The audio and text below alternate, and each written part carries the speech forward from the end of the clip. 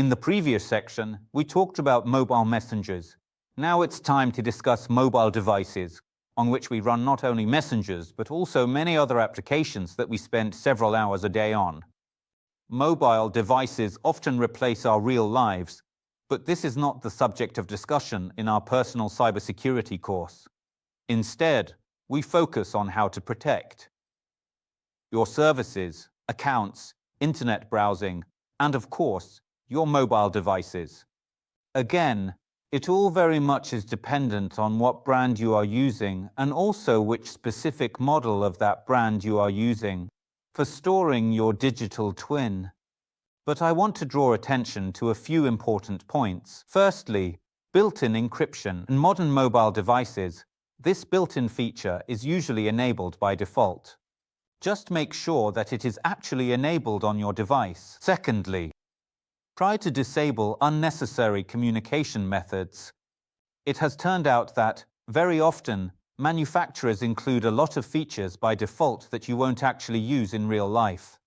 For example, if you do not have wireless headphones, if you do not have a wireless fitness tracker, or any other wireless devices, then you probably do not need Bluetooth constantly enabled on your smartphone. Turn it off.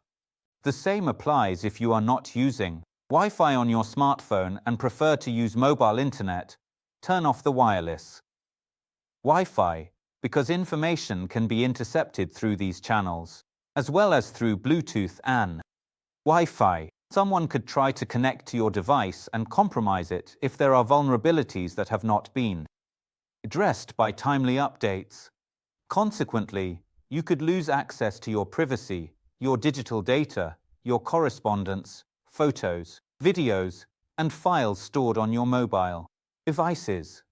Also, try not to enable services that allow file and contact sharing with other nearby devices unless necessary. Yes, it is very convenient when you don't have to connect via cable and transfer files, or use some file sharing services, and so on. You simply transfer files from one mobile device to another, or from a mobile device to a laptop or tablet, and vice versa, usually through a wireless channel, typically via Bluetooth or Wi-Fi. But do not keep this feature enabled all the time, because, again, if there is a vulnerability in it, it could be exploited by attackers.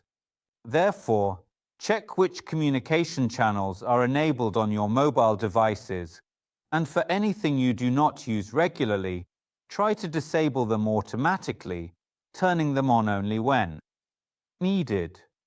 Of course, I remind you to regularly use updates. Enable the update mechanism by default, which is present today in any mobile operating system, at least in the most modern ones. This will deprive malicious actors of the opportunity to exploit vulnerabilities in your Androids, your iOS devices, Auroras, and other mobile operating systems. Also, try not to use devices with jailbreaks if we are talking about Apple's iOS platform, or with root access if we are discussing the Android operating system. Because yes, on one hand, you expand the functionality of your devices if you suddenly find that the applications available in the official stores and marketplaces of Apple, Google, and so on are not enough. On the other hand, you are indeed opening the gates very wide for attackers, as both jailbreaking and rooting Android devices effectively disable certain protective mechanisms, which is precisely what attackers exploit to gain access to the information stored on your personal devices. Also, don't forget that a smartphone differs from a phone in that you can download various mobile applications onto a smartphone.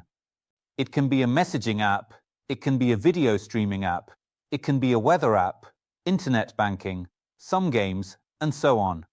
Thousands, tens, and hundreds of thousands of applications exist today in marketplaces, and you use them. Of course, not all hundreds of thousands, but you have probably tried a large number of them. Did they suit you, or did they not?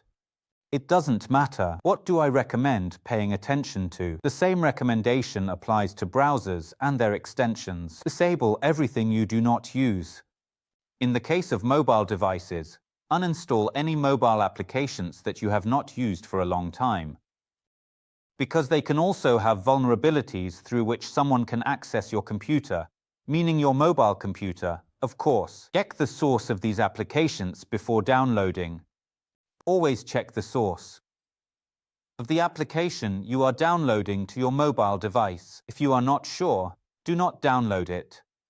Or call or write to the organization whose application you want to download and clarify what recommendation they provide for you to continue using their services, like. They usually always provide such recommendations, and they have clear instructions ready on where to download. A new wave of such fraudulent applications is certainly about to begin, especially after the European Union mandated that Apple allow the installation of apps not only from the official App Store, but also from other marketplaces that can be connected to Apple devices in the EU. And since Apple devices are now being imported to us from completely different countries through parallel imports, therefore, be cautious if someone offers you any third-party marketplace. It could be either completely legitimate or fraudulent. It is important to pay attention to and critically assess such messages and offers, especially if they are accompanied by phrases like "everything is free," or "you don't have to pay much," or "you are offered a discount," and so on. This definitely suggests that you are being lured to some fraudulent resource. Next, check the security settings section on your smartphone, on your mobile device. If there are any special points, include them. Face ID, yes. Touch ID, yes. Minimum password length, yes. Multi-factor authentication, yes. Do not use PIN codes. Replace them with proper long passwords, the recommendations for which I have already provided. In other words, make sure to use everything and resources that will help protect your mobile device. Unfortunately, considering that there are more than 4,000 different versions of mobile operating systems today, and I am not exaggerating, we usually know Android, iOS, Harmony from Huawei, and possibly Aurora. In reality, there are a huge number of Android versions and a considerable number of iOS versions. It is important to note that each of these operating systems may have its own security settings. Just pay attention to them. Do not ignore your personal cybersecurity. You only need to spend 10 to 15 minutes to immerse yourself in this, either when purchasing a device or right now, after finishing this course, on the setup of the mobile device you have already purchased, but this will significantly enhance your protection online, as well as when using all types of devices you work with in the virtual space. Do not ignore these simple tips that require no financial investment from you, just a little of your time, but they will pay off many times over.